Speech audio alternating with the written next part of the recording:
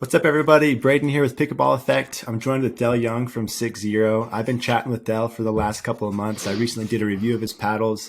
I really liked them. He's using some new technology I'm excited about, and there's a lot of good things that he's doing and bringing to the paddle industry. And so I'm really excited to have Dell with me to talk more about his brand, the paddle tech he's using, and get some clarification around that. So, Dell, great to have you, man. Tell us who you are and what you do for 6 Cheers, Braden. My name's Dale. I'm the co-founder of 60. I'm an engineer by background. I have a process engineering background. My main sport, actually, as you can see in the background, comes from water. I'm a surfing background. Played some junior tennis and got into pickleball about 2 years ago through my mother, who sort of hassled me for 6 months. You got to try this new sport. I'm like, I've heard that story. yeah, it's like this is for oldies. I don't really want to do that. But once I got on the court, I was addicted, and I think 60 sort of was born out of me wanting to try and build the best paddle that I could just for fun. Early on was really interested in paddle tech and trying all different types of paddles, and then started playing around with some different prototypes, and then sort of got a little bit out of control and probably would have gone through 100 different prototypes now to Wow. get to where we are with launching our two premium paddles, and we've also got another really good paddle that is would be classified as premium by most other brands that called the Sapphire as well. So yeah, we've launched with three models, and it's been an 18-month journey to get where we are, and been a lot of fun, but also quite a lot of stress in the last month as we're sort Yeah. of blowing up a little bit. Yeah, I can imagine. When you're growing organically like this, I think it says a lot about what you're doing and how the quality of the paddles. So your two premium paddles, you have the Black Diamond and the Double Black Diamond. The Black Diamond has a raw fiberglass face, while the Double Black Diamond has a raw carbon. And the raw fiberglass is something that's super unique. That's something I had never seen before. I remember when you originally reached out to me, that was something that really stuck out to me. I wasn't even aware of this kind of other stuff you had integrated in the paddle that I'm now realize how cool it is. But yeah, man, I would love to. You said you went through 100 different prototypes. Like, what were some of the things you were playing around with until you landed on a design that you liked? Well, I mean, initially, if you're going back to the very start, it was about testing different cores. So we went through all the different cores. There was aluminium through to Nomex and different polypropylenes, different widths of polypropylene, different thicknesses. So it's just a very iterative process, which I enjoy because I get to test and validate what works and what doesn't work. Very early on, I mean, paddles in Australia are very expensive because we have to import major brands from America. So your major brands were, getting up over that sort of $300 Australian mark, which is very expensive for a paddle. And at the time, some of these, when those raw carbon paddles first came in, everybody sort of wanted one over here. But within a short time, you would sort of note that the edges were cracking on a lot of these paddles, handles were snapping. So I was like, well, there's some simple engineering design features that we can do here to improve the robustness of this paddle. There's some certain engineering processes that we can bring into the pickleball world that should improve the quality of the paddle and also the performance. So yeah, from there it was sort of just presenting ideas to an R&D lab and getting those samples back, testing them, improving them, and sort of a continuous loop of improvement to where we were ready to launch. I mean, to be honest, I never really wanted to launch a business. I was just trying to make a good paddle for myself for fun as a hobby. And You then I failed teamed then. I teamed up with Tennis Pro, and they wanted to do the business side. So I said, yeah, sure, let's have a crack. That's awesome. So the the features you're talking about that can add robustness, you guys call it carbon fusion edge technology. So I want to speak about that specific feature of the paddles. Tell us what that is and what that does for the paddle. Yeah, sure. So I mean, it's just simply looking at a paddle and how it was built and the logic behind it, and just improving on that. And so I guess we've got a paddle here. This is our black diamond. And traditionally, these raw carbon paddles, the face material is made separately, and the texture is added separately. That's bonded to the polypropylene core with adhesion, like just simply glued under what's called a cold press or cold mold technology. Simply, the shape is cut out, face is glued on, and the grip's attached, and job done. So a simple tweak that we've added that has improved that technology was to add a continuous carbon seam around the full perimeter of the paddle, bonding the top and bottom. But it wasn't as simple as that. We couldn't just do it with laying up with cold and using glue. We had to do a two-step process where that goes into a hot mold. Others are calling it thermoforming. But yeah, this is not new technology. This is used in, for example, carbon fiber, bike manufacturing or car parts, etc. So a custom mold is built. The paddle, after being laid up cold, is put into that mold, and that carbon seam is put around the edges, and it's put under high temperature and pressure, and bonds everything together, makes a really tight and strong, much stronger paddle. But that's just a very short story about the journey that we took. I mean, originally we just had a carbon strip around the top perimeter to stop those scrapes and cracks that were predominantly up in this area. Later, we went with the top, and we decided to do it from the neck down through the handle, and then that evolved to, oh heck, we'll just do it the full perimeter of the paddle. Now, and that later evolved with inspiration from Euler with their foam edge technology, which was just from their perspective, I think some foam that was put around the edge of the paddle.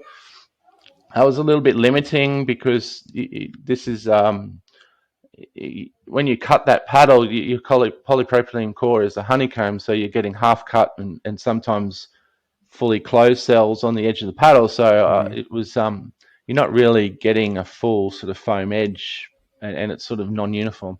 So yeah, the tech that we're using, you're getting a full foam edge with that carbon I didn't realize that. That's pretty cool. carbon seam over the top. So if we've got a cutaway here, you can there's see the that. foam. Yeah, there's the foam. There's the edge guard on this side. Yeah, you can see that carbon edge there. And this is different from like the edgeless paddles that we've seen. It's not like a 360-degree mold, right? Like it's flat on the sides, and it's so like it's different together. It's different.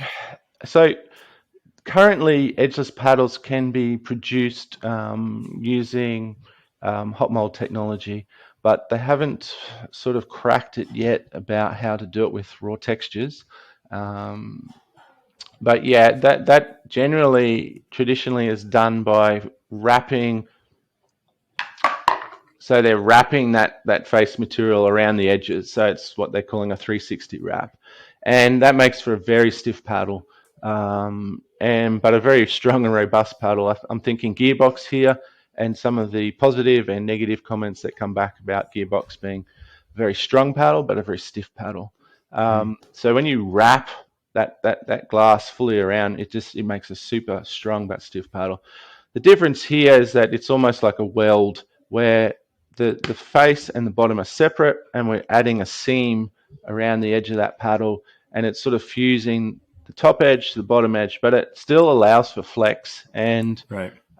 it has been noted with our paddles that they are almost like a new shoe, and it takes about a week to break them in. They're sort of as that seam relaxes and flexes over that week. Yeah. some people don't believe that, but I tend to think that is what is happening. And that welded seam provides the strength you need, but a degree of flex that is also provides improved response compared to a fully wrapped paddle. And as you've noted, Braden, people will find these paddles more poppy than traditional raw carbon paddles without an edge, but they've got more power. It's a more crisp type feel, Yeah. but you still get that fantastic feel that you get from a raw textured paddle in terms Yeah, of I control. was gonna say like so. This is the first paddle I played that has this tech. There's a handful or so on the market now, but this is the first one I played with it.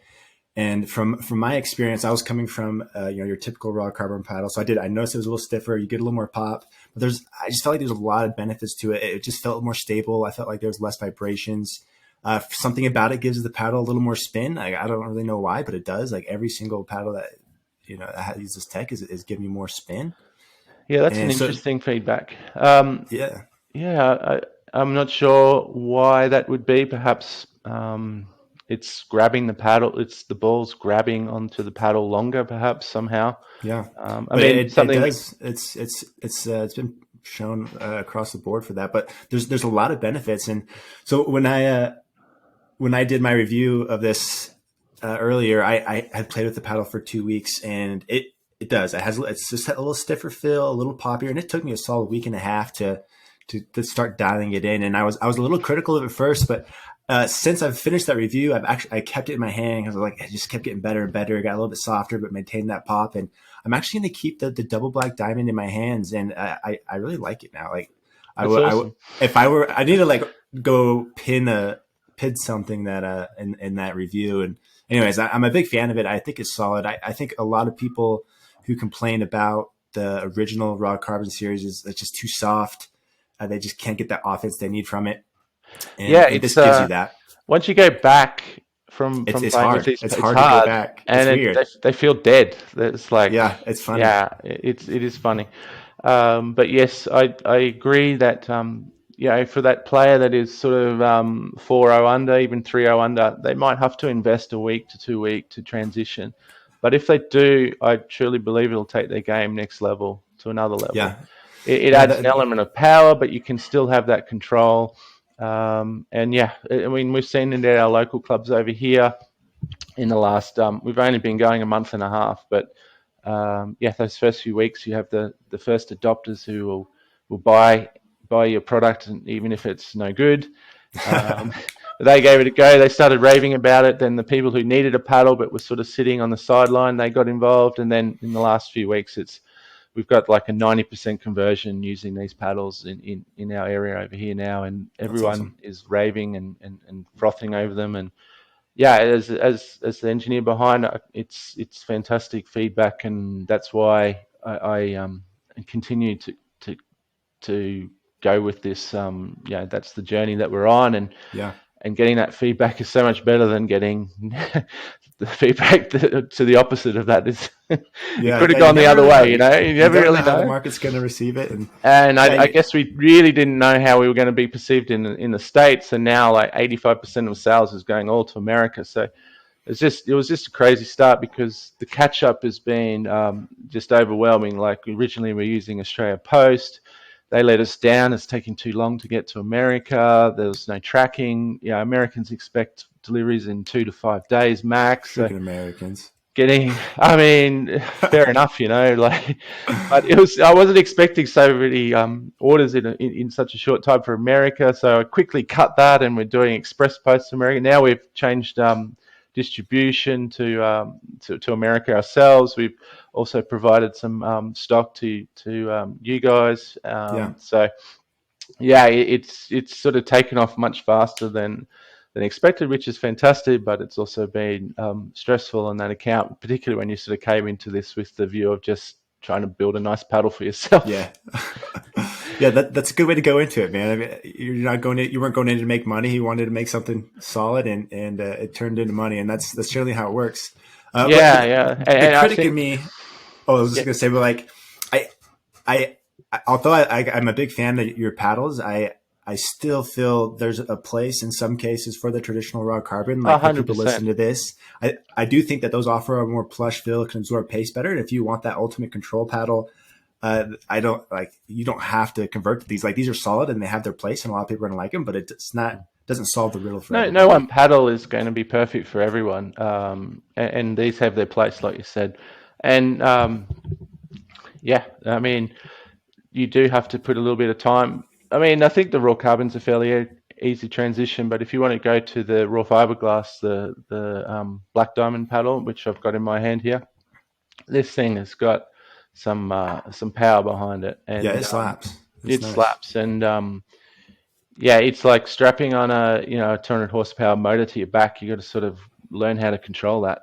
Yeah. I use the analogy. It's like jumping into an F1 car. You got to get your driver's license first to be able to, put your time in with that one. Yeah, And that we one. actually dialed this one back. I mean, it seems that in the States now, these power paddles have suddenly got a strong resurgence in the last few weeks. And in retrospect, we could have made it more powerful, but I thought it No, was. I I thought it actually, was. I like where it is personally. Like it gives you that Yeah, bigger boost, and like if you're coming from like a Power Air, Selkirk, or a Black Ace or something, I know this in my review. But if you're coming from those, like you don't get much of a drop off in power, but you get increased forgiveness. Like there's a lot of benefits to that yeah. thicker core, and like that, most people would benefit. Like every time I see lower level players with the Power Air, I'm like, please take this. You'll play better with it. And The but no, it like coming we from a got a raw carbon 14 to that one is different. we got a 14 mil prototype of the Black Diamond, which we got in reserve, but I'm just not releasing that. You just need like 10% of your normal power of your stroke, and it's like it's almost, they're going out at 10% strokes. You're like, hang on, I don't think you need that much pop. Yeah. I might be wrong. Certainly, the game in America. I mean, Australia is a very aggressive game. We um, Many players here struggle to get into any form of dinking. It's just like bang bang and it's done. And it seems at the pro levels in America that format is starting to creep in, which is quite funny because we were always told that we're at the back end of pickleball because we're dinking is the high end of the sport, and you have to learn to dink. And the high end players do dink here, but I'm just Right. saying that the Yeah. aggressive format No, has I seemed know what you're to saying. be increasing in that high level.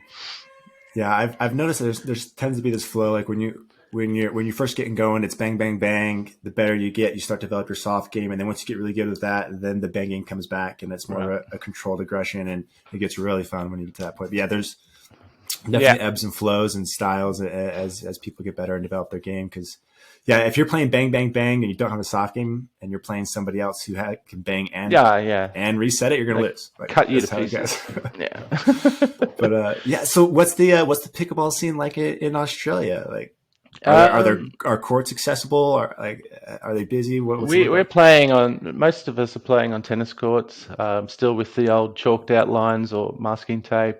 There are some dedicated courts. Where we are on the Sunshine Coast in Queensland, the Olympics is coming in 2032, so there's talk of a national pickleball centre to be built in our region, which would be Oh, cool. fantastic.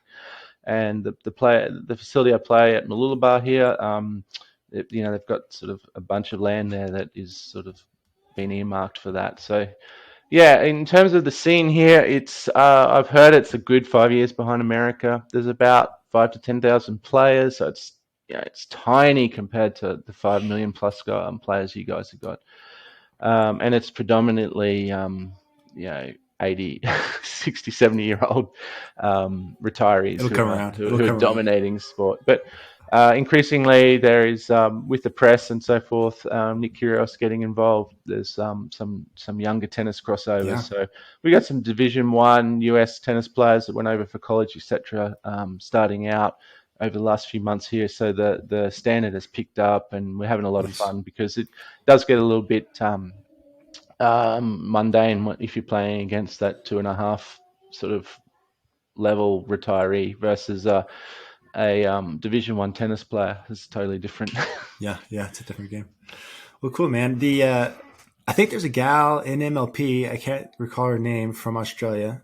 That Yeah, is she in Sarah the Premier Burr. Division So even? she Yeah. played Or, yesterday for MLP, and She's really been blazing a trail for Australian pickleball players and really investing so much energy and effort to break through into that pro scene in America. It's very expensive for any Australian to travel to America, let alone stay for extended time there, pay tournament fees, Right. and to create a name for herself. So big kudos to her. Big kudos to her husband Shannon, who supports her and her family while she's doing that as well. He's a top bloke, and yeah, everyone's sort of behind her over there. There's some other great players who are in the wings. There's another lady called Lou Siaki who is here. She's a really top level pickleball player who could probably make it over there. And there's a couple of top Aussie males who are sort of coming up. Only been in the sport for a short time, but yeah, I think it's going to be challenging though to break in over there in time because it's those sort of top level pro players are established, and to make a name for yourself is going to be really challenging. I think Yeah. we just had And they're Riley. all starting to gather in location. Like there's a big chunk of pros in Austin, big chunk in Florida, and they're all getting better and better. They're all playing They're each other, and playing. They're it's playing at fun to that watch the level game every grow. day for hours, and tournaments every weekend. It's just if you're playing once or twice a week, and you're playing at a 4-5-0 level, and they're playing at 5-6 level every day, it's sort of going to go like that, right? So these, even though they're top players, are going to be left behind. And I think there was. We'll see more this year. I mean, there's going to be a bunch of high-level tennis players try and come crossover in the States, right? But you Yeah. see, they might be great at singles and for very early on, but there's a real niche in learning the game in doubles and the strategy and just the time and hours put behind your dinking and your Yeah. soft game and I think we've seen it with those first big name tennis players coming over. They're finding it tough, and Yeah. there's It's something to be it kind of said for having. I felt validated when they were struggling. Like you got Query who's I struggling with doubles a think a little lot bit. of pickleball You got players Alshon were like who's quietly happy for themselves that they yeah. didn't immediately go out and kick Ben And John's just ass, kick sort of butt. thing. Yeah. But Yeah. we just had Riley Newman here for some clinics, and yeah, I mean it's fantastic to have someone of his level over here, and you have a game against him, and your shortcomings become immediately known to you. Yeah, and that's just he said 5 years. He's an elite athlete, and he's playing every day, and you're like, yeah, okay, like I'm actually happy that you're that good because if like you deserve the rewards of what you put into yourself, right? Yeah. Yeah. Yeah, he's a fun one to watch, man. He's got something figured out. He's a baller. Yeah, he is.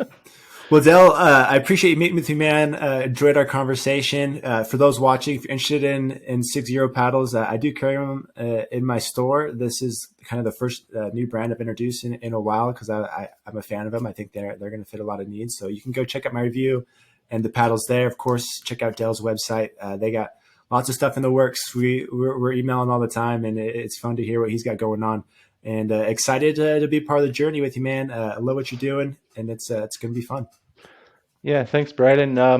It's certainly a wormhole I've jumped into, and yeah, we're on this path now. We've got some future products lined up for the next 12 months, and yeah, it's going to be exciting how they're taken into the market. And I think you just got to be on that leading edge of the tech to stay ahead. Otherwise, yeah, you're going to sink. So Yeah. we'll try. Well, you're there right now, so Yeah, keep it going. we'll see how long this lasts. Is it going to be 3 months or 6 months or the whole year? I think this tech will sort of dominate this year. But beyond that, yeah, I think you got to keep innovating. Yeah, yeah, I agree. Well, good deal. Okay, man. Take care. We'll talk to you All later. right. Thanks for the opportunity. Cheers, mate. Yeah. Bye. See ya.